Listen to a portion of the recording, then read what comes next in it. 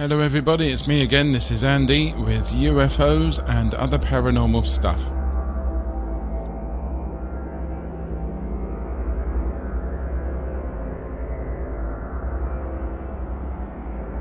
How are you all doing? I'd like to thank you all for listening to all my episodes, but especially the most recent one about Peter Gibbs, the Isle of Mull air mystery and Viking gods. Were they really aliens? It was indeed a very interesting episode to make, as they all are, but finding out about this really weird mystery that happened in Mull, I've been to Mull, and like with so many of these subjects, never knew that it happened. It's all been kept under the radar, so to speak. How are things in your part of the world? Please do let me know.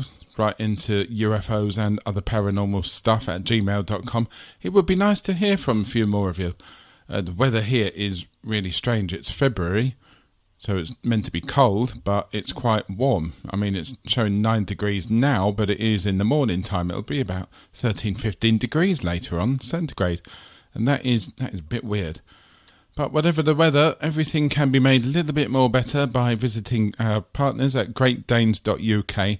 They can make everything better. Trust me, those Danish, they can make everything better.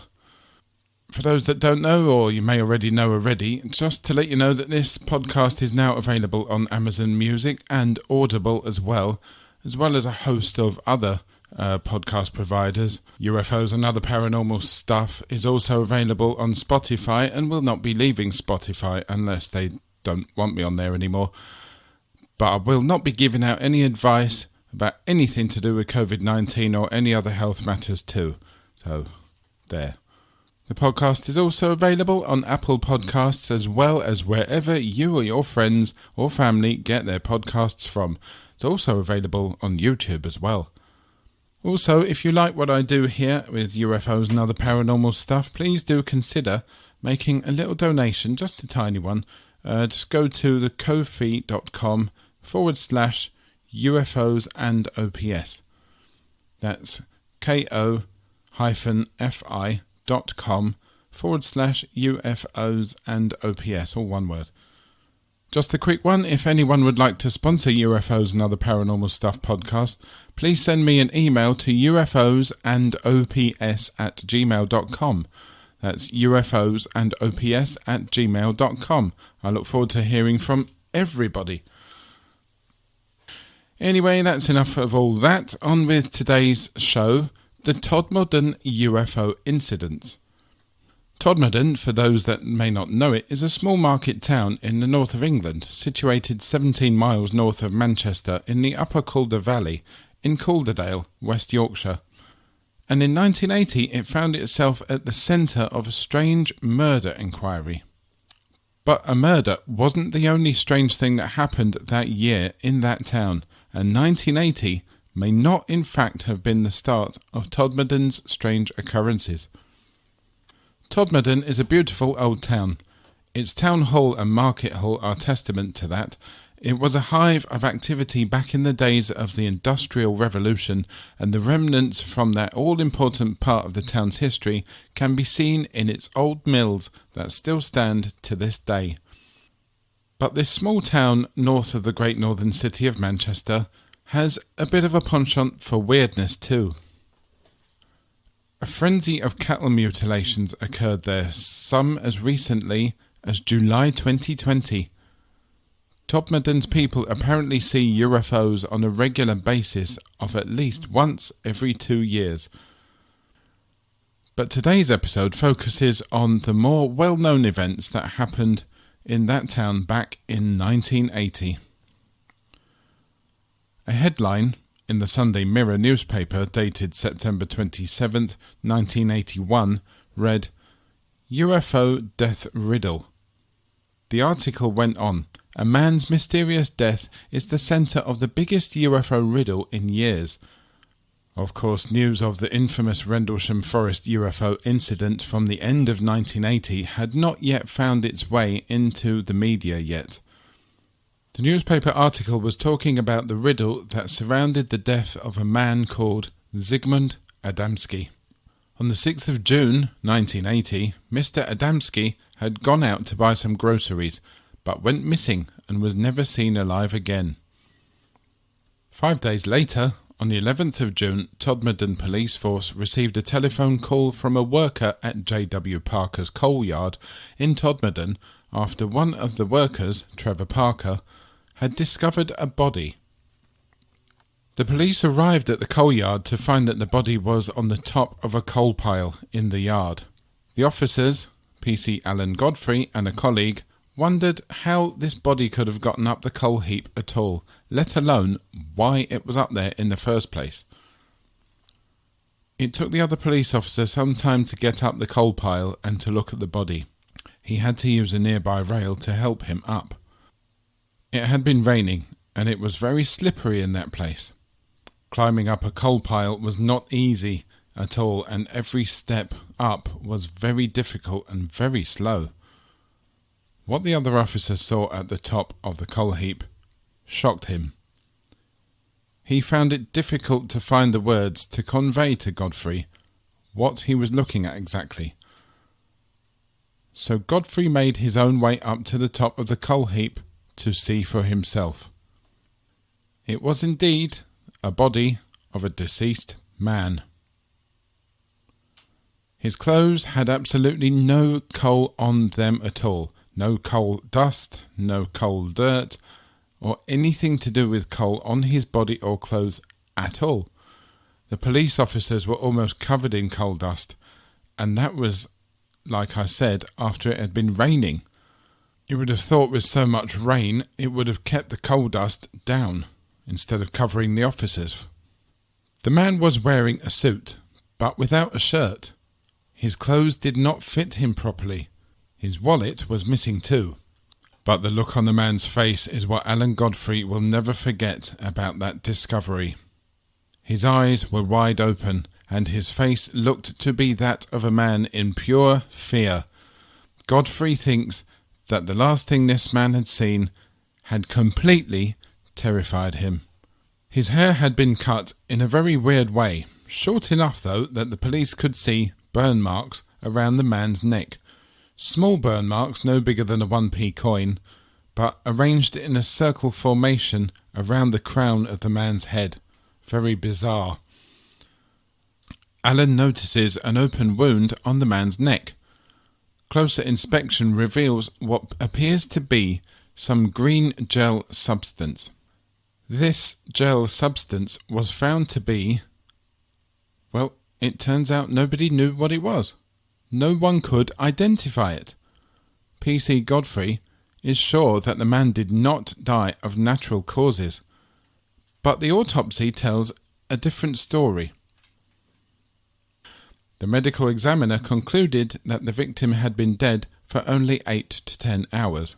Trevor Parker, the worker that discovered the body at the coal yard, can attest to that, as he is positive that the body was not in the yard when he performed his morning rounds. No indication of serious injury was found. The coroner, however, finds evidence of a heart attack. That, and the terrified expression on the man's face, leads the medical examiner to conclude that the victim died of fright. The examiner does not recognise the goo that Godfrey found on the man's neck. He has never seen anything like it before.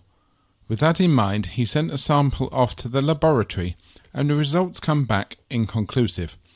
Seriously, no one can identify it. The police still have to identify the dead man. That is where things start to get a little more stranger. Godfrey finds a missing person report that matches the body. He appears to be a coal miner called Zigmund Adamski, Ziggy for short. Yes, he was a coal miner, and yes, he was found dead at a coal yard. Workplace accident, maybe? No. This coal yard was over 22 miles from the one that Adamski worked at. The workers at the coal yard he was found in are unable to identify him. No one knows him there. It is not even known if Adamski had ever set foot in Todmorden before being found dead there, as he was a resident of Tingley, near Wakefield, nearly 25 miles east of Todmorden. Zigmund Adamski went missing on the 6th of June and was found dead on the coal heap 5 days later on the 11th of June, after only being dead for, at most, 10 hours. Yet his face only showed 1 day of stubble on it. Was he shaving for the 5 days that he was missing? That's a little strange, isn't it? Go missing out of character and shave, or be shaved on the top of the head too, then die on top of coal heap? His wife was chronically ill, and so he couldn't just have got up and left. According to his friends and family, he was not the type of person to ever just get up and leave. Not the type of person to just get up and go anywhere. Also, his goddaughter's wedding was meant to have taken place on one of the days that Adamski was missing. He was even meant to have walked her down the aisle. Witnesses say that this man loved all of his family very, very much, and that it was completely at odds with the man that they knew him to be, just to get up and leave, no notice or anything. There seems to be no evidence at all of foul play. Adamski, according to witness reports, had no enemies or people that may want him dead, and so the chief of police in Todmorden says, case closed, he died of natural causes. But to Alan Godfrey, the 33-year-old police constable, this did not sit right at all. His gut feeling was telling him that there was more to the case of Zigmund Adamski. That comes 5 months later. PC Alan Godfrey may just be about to find out that Zigmund Adamski's death was not natural, and that his killers were not of this earth. GreatDanes.uk is a unique gift shop that specialises in Danish-designed items. We also carry many other Scandinavian products.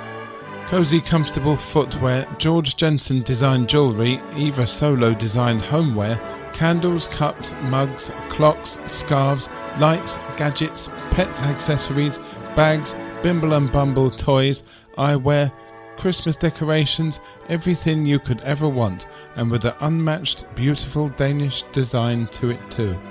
Don't forget the food and drink, salty chocolate licorice, the vintage food grocery box, remoulade, glug mix, and more too. Then why not wash that all down with a nice Aalborg Jubileum Aquavit, Gammeldansk Dram, Blomberg mulled wine, Tuborg Classic and Tuborg Gold beer, Carlsberg Black Gold beer, and soft drink for the kids. For worldwide deliveries, visit the website greatdanes.uk. That's GR8DANES.uk and get your order in today. There's also Lego, of course. Always drink responsibly. For T's and C's, please visit the website. That's greatdanes.uk.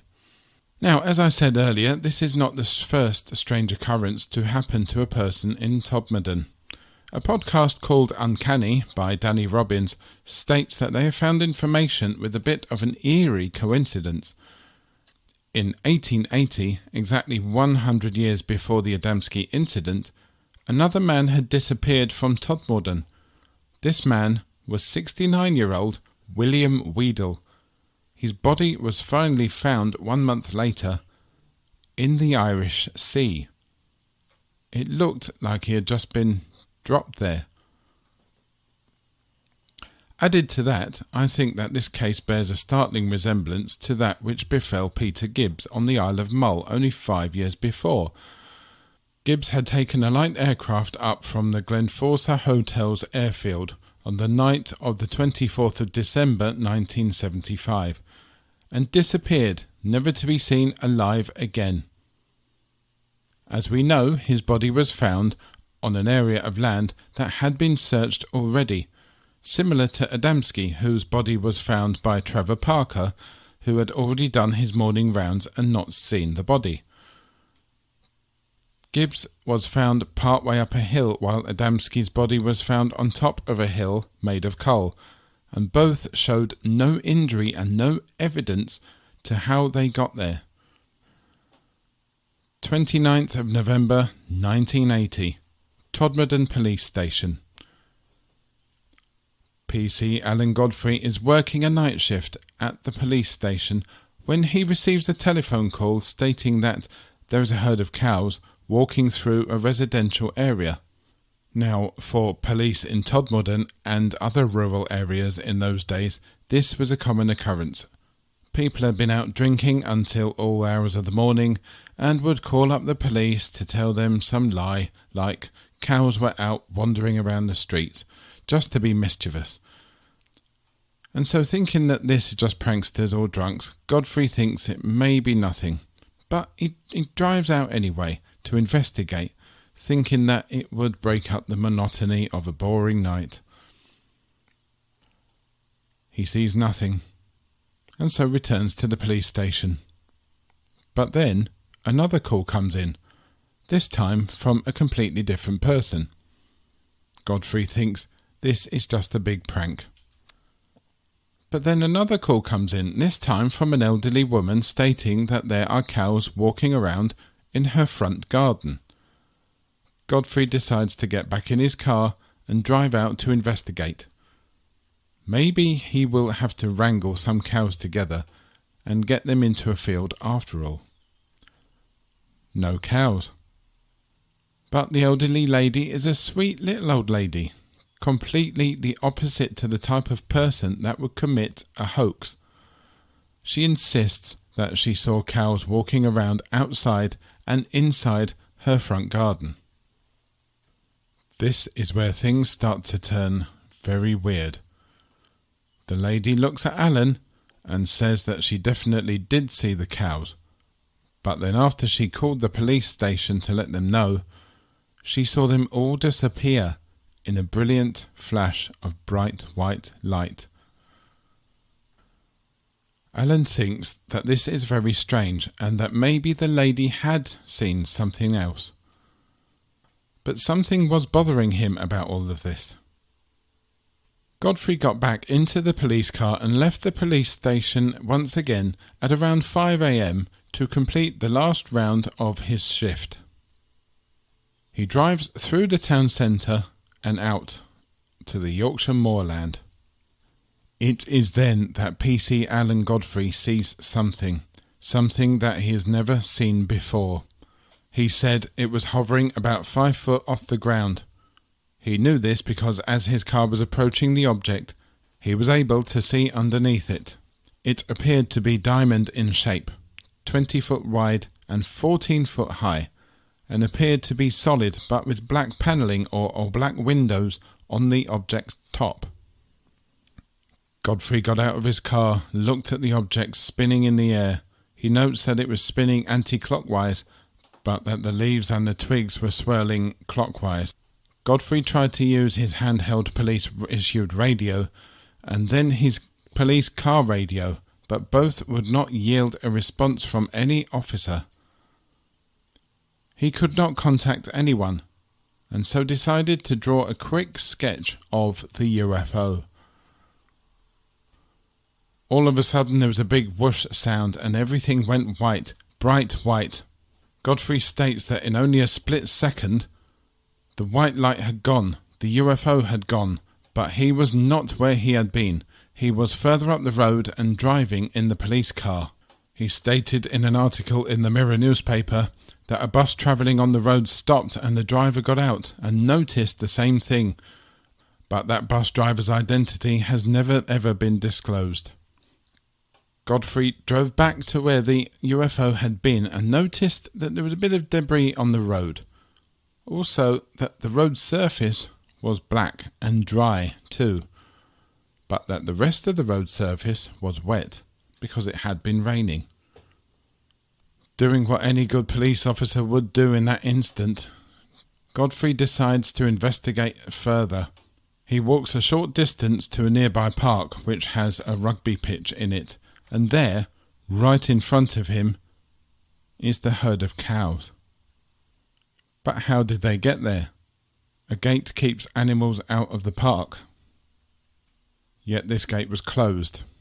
Can cows open gates now and close them behind them? I doubt it. Also remember, Godfrey somehow went from sketching the UFO to being a short distance away from where it had been and driving away from it in the blink of an eye. Godfrey had left the police station at 5 a.m. The drive to where the UFO was took just under 10 minutes. He was looking at and sketching the UFO for around 3 minutes, yet he states that when he got back to the place where the UFO was, it was 6 a.m. PC Alan Godfrey had somehow lost around 45 minutes of time. He also had a split boot, which he could not account for. He put in his report to his superiors and thought no more about the incident. However, one of his colleagues at the station leaked it to the local newspaper. With the Godfrey incident now open to a wider audience, many people took interest in the Todmorden UFO incident. A lot of people thought that as a policeman was involved in it, it might somehow bring a bit more truth or integrity to their own real UFO events. A short time later, Godfrey received a letter from Russia, from Moscow. Professor Valery Sakharov wanted Godfrey to write to him about his incident in Todmorden, as well as any information Godfrey might get on an, at that time, a lesser-known incident that had just happened in Suffolk, in the place we all know called Rendlesham Forest. The now infamous Rendlesham Forest UFO incident occurred only 4 weeks after that of PC Alan Godfrey's incident in Todmorden. Being that this was 1980 and Britain and the USA were still engaged against the USSR in the Cold War, Godfrey decided to do what he thought was right thing to do and hand Sakharov's letter in to his superiors. Shortly after he did that, he received a visit from a man who said that he was from the ministry. Godfrey reckons that this man thought of himself as a bit of a James Bond. "Just call me the man from the ministry," he said when Godfrey was being interviewed. The man from the ministry was sat in the corner of the room, not actually taking the interview. But Godfrey did notice that this man had a file on him, an inch thick, and he could see the sketch of the UFO that he had drawn on that infamous night in the file. What was more was that this man from the ministry had with him a sudden death report. Godfrey recognized that straight away because it was the file that belonged to Zigmund Adamski's case. Godfrey's UFO incident and Zigmund Adamski's case had been put together in this file that the man from the ministry had with him. "Why, I don't know," said Godfrey. "Because the Russians were involved, I was asked to keep in contact with this professor and pass on any letters I'd get to my superiors, who would pass it on to the man from the ministry." Speaking to UFO Chronicles, Godfrey said the powers that be decided to discredit me. It started very small and built into a crescendo that went from the sublime to the ridiculous, and I've never understood why they did it. Sadly, with all that discrediting going on, Alan Godfrey lost his job in the police force, a job that he loved doing so much. But even though his life went through quite a tumultuous time in the years after that event, he never forgot it, and he never changed his story. He also never changed his sense of humour either. He was once asked by comedian, radio presenter and TV presenter as well as avid football fan Frank Skinner if the UFO had a GB sticker on it. Godfrey replied by saying, "No, Frank, it had a WBA sticker on it. It belonged to West Bromwich Albion." West Bromwich Albion is Frank Skinner's team. Ladies and gentlemen, if you want to read more about the events in Todmorden that night, they have been turned into a book written by Alan Godfrey. And the book is called Who or What Were They? And is available now on many online bookshops. I think it also includes a little bit to the Zigmund Adamski case as well. There are also rumours doing the rounds that the Alan Godfrey Zigmund Adamski UFO incidents are to be made into a film. I look forward to the release of that and any news on that, and I will bring you as soon as I have it. If you hear about it before I do, please do send me an email to let me know, and I will do my best to let everybody else know. Of course, that email address, ladies and gentlemen, is ufosandotherparanormalstuff@gmail.com. ufosandotherparanormalstuff@gmail.com.